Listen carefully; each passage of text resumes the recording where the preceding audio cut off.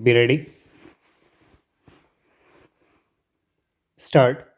Mr. Vice Chairman, Sir, right from 1952, we have been following democratic system in elections and we should feel proud of it.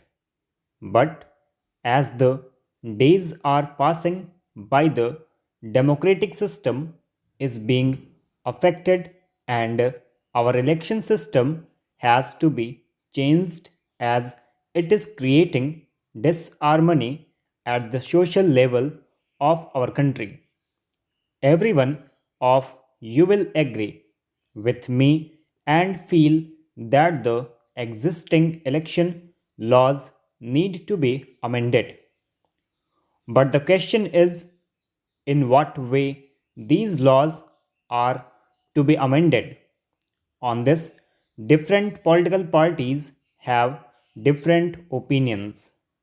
In this context, I would like to suggest a few points as I don't have more time at my disposal. Sir, I would like to refer to the expenditure incurred during elections. There are incidents where a single candidate contesting from a parliamentary constituency spent more than rupees 1 crore. The election wave is spreading, and so is the expenditure. As the prices are increasing, election expenditure is also increasing simultaneously.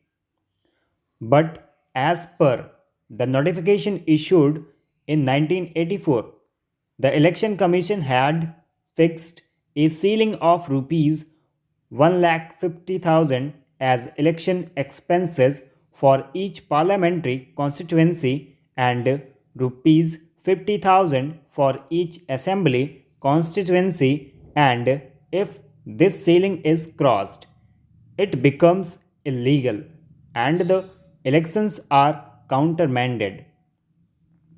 At the present election, Commission is following this system, but I don't think it is a very practical since it cannot be effective. According to former Chief Election Commissioner Sri Ganesa's estimation, the minimum expenditure incurred in a single parliamentary constituency is 1 lakh. So, what I would suggest that this ceiling should be raised, keeping in view the social conditions and its practical aspect. I don't mind even if this ceiling is completely removed. This ceiling is not serving its purpose. The figures of expenditure are always shown below the ceiling, whereas in actual practice it may be much higher. In the very beginning itself, people's representatives are forced to submit false figures. Their very first deed, even before entering the parliament, is thus a dishonest one. So I feel that the better course would be to remove the ceiling of election expenses. If it is not possible, it should be at least be raised. Sir, my second suggestion is that it is better if government itself bears the election expenditure. This suggestion has been accepted by many political parties. Stop.